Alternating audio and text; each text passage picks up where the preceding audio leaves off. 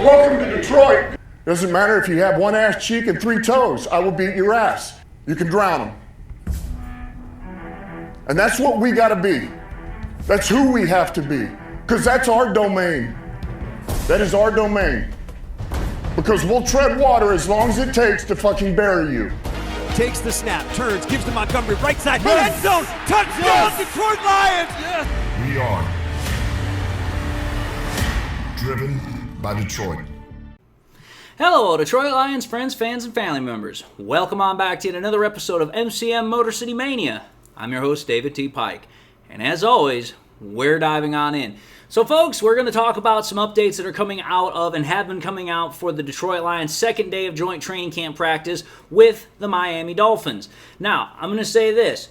There have been some conflicting reports. There have been some conflicting things that have been coming out. But here's what I can tell you based upon what I've been reading from both Lions fans, what I've been hearing from Dolphins fans, what I've been hearing from the Dolphins players, and what I've also been hearing from everything else. The Lions offense had yet another dominant day against the Dolphins defense. There are no highlights out just as of yet. Maybe they'll be out some later, and then I'll be able to put those out tomorrow morning. But as it stands right now, the Lions offense absolutely was able to run back the performance that they had yesterday with yet another explosive one in practice today. And again, just going through Twitter and what I was able to read, again, the Lions offense, it was a little bit slower starting off today. It took them a little bit, to get the engine revved up. But once the engine was hot and running, once it was revved up, it was off to the races yet again. And I think that part of that is because the Dolphins realized that they got their asses absolutely embarrassed yesterday. So they were a little bit more wanting to come out and absolutely be a little bit more, competitive, a little bit more willing and a little bit more able to try and be, somewhat of a level of competition that they could go up against the Lions. But again, like I said, once the Lions offense got revved up and was, the engine was running hot, it was off to the races. It was right back to where we were yesterday with the Lions just absolutely just torching the Dolphins defense. Because, again, at the beginning of it, according to some reports, the Lions kind of had to revert to some short throws. They had to resort to some checkdowns. But like I said, once the offense got running, the onslaught just absolutely continued. And I will say this. The reports also show that the Dolphins offense, it definitely fared much better today. It was able to get a lot more, plays that it wanted. It was able to get a lot better looks, and they were able to do a lot better against the Lions defense. But I'm just going to say this. Let's understand something here. The Dolphins had one player from yesterday that they did not have. They had Jalen Waddle back. But the Lions did not have, as they had yesterday, they still don't have Kirby Joseph. They still don't have Terry and Arnold. They still don't have Aleem McNeil. So having Waddle come back, that definitely helped out the Dolphins. But again, now it was like, okay, the Dolphins are now just down one offensive player. The Lions are still down 3 defensive players. So again, as I said yesterday with the fact that the Lions defense did so well against the Dolphins offense, take that with a little bit of a grain of salt. For the Dolphins fans that want to say, oh yeah, you know what, we came out and we dominated. No, you really didn't, because there's other reports that show you really didn't dominate. And again, if we want to be fair and we want to actually point out what was going on, we were down 3 key defensive starters. Arguably the best safety in the NFL wasn't out there. Our second best cornerback wasn't out there. And one of the best interior defensive linemen was not out there. So again, yeah, you guys definitely did better in the second half of practice as far as your offense was concerned. But did you really dominate? No, you didn't. You guys just had a better overall day because you got back one of the guys that you had. If we had all 3 of the guys out there that we were missing, I guarantee you, it would have been the same exact story that we would have had yesterday. But let's talk about the Lions offense here. Let's really get into the nuts and bolts of this. I'm just going to say this right now. J-Mo pretty much was able to do what Amon-Ra St. Brown did yesterday. Absolutely was all over the field. The Lions offense absolutely was able to use him to perfection. And on top of that, J-Mo got his revenge against Ife Melifonwu, because obviously, as I've been talking about, I talked about it in my last episode and the episode before the last one, there was a bit of a dust-up. There was a bit of a conflict that happened, post-practice between Ife Melifonwu and J-Mo. Well, J-Mo, rather than, jawing and rather talking with his mouth, he did his talking with his word. He did his talking with his playing, not his words. Because in the very first play of, the mid-practice team drills, Jared Goff absolutely uncorked a 50-yard bomb to freaking J-Mo and burned Ife Melifonwu going into the end zone. And again, that right there shows that, you know what, yeah, J-Mo might have had that incident that happened, yesterday after practice, but the very next day, he didn't let it sit with him. He's like, listen, I'm not going to let my talking with my mouth be what actually speaks for me. I'm going to let my play on the field do my talking. And oh sure, yeah, he was jacking his jaw a little bit after he made the play and was definitely letting Ife Melifonwu know that he beat him, but that's my whole point. Is you're seeing how J-Mo is learning from his lessons. Hey, I'm not going to tell you I'm going to beat you by, running my mouth. What I'm going to do is I'm going to beat you with my play, and once my play has done the talking for me, then I'm going to run my mouth. That to me is the better way to handle it, because it's like, hey, you know what? At that point, then, you've earned the right to talk. You've now been able to say, hey, not only did I just beat you physically, but now I'm going to beat down on you with my words. And again, with that being the very first play of the team period for the Lions, that's just perfect because, again, it shows you that Goff has so much trust now in J-Mo. It's like, hey, the very first play of the period, he sees him open, he's going to trust him, and he's going to uncork a bomb. And right out of the gate, for the team period, the Lions reverted, as I said. They established who was the best team on the field, and it sure as hell was not the Dolphins. Further reports for the Lions offense was that they continued their strong and efficient work in the red zone. Because in 4 different reps that they had in the red zone, they scored on 3 of them. And 3 of them were back-to-back-to-back. The first one apparently they didn't get, but the last 3, it was back-to-back-to-back touchdown strikes from Jared Goff. The first one went to Amon-Ra St. Brown, the second one went to David Montgomery, and then the final one was again to Jameson Williams. So, like I said, J-Mo was all over the place. And you have to think about it here. We've heard Jared Goff say that the Lions offense still needs more work. We've heard about how, John Morton is wanting to continue to push the envelope and how, other players are saying that, we are doing good right now. We are starting to gel, but we're not quite there just yet. Think about that.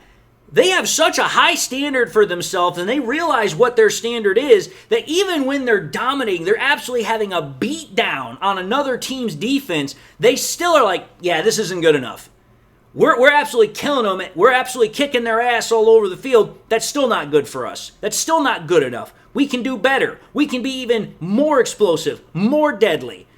And you realistically have to think about this as well, because the point of the matter is you take a look at how good the Lions were last year in terms of scoring drive percentage. Talking about red zone work. The Lions had the highest percentage of score drive percentage offensively last year with a 51.6% of their drives they scored.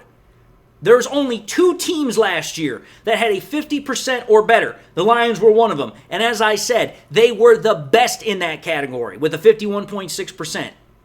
And then even more impressively, think about this. If you take a look at the Lions' red zone statistics last year in terms of passing, they had 113.7 passer rating last year with 25 passing touchdowns to 0. I say it again, 0 interceptions. And all but 2 of those passing touchdowns were from Goff. Obviously, the 2 that we know that weren't, one was from Amon-Ra St. Brown in the Seahawks game where he obviously threw that pass to Jared Goff, coming out of the backfield. And the other one was where they gave the ball to Montgomery, and Montgomery threw that passing touchdown to Sam Laporta. And just to speak about this really quickly, I know some people were a little bit, worried, a little bit, like, oh, wow, we just heard this news about Sam Laporta. Yes, he is dealing with a minor injury. He is going to be out for a couple of days, but it's nothing too serious. He's not going to miss any significant amount of time. He will be able to play. So, again, it's not that big a deal. Don't worry about it. Sam Laporta will be back. He will be doing exactly what he's been doing. He will dominate at what he does. The final thing also, well, not the final thing, but in terms of the players, as far as their performance individually, there was a report that came out that the Lions' run blocking game is getting even better, and it's really looking good. And also the offensive line is really looking good overall right now. It's really starting to come together. But the Lions' running game, in terms of their run blocking, really looked nice today because what they had was some really good blocking schemes and blocking combinations from Tate Ratledge and from Penei Sewell.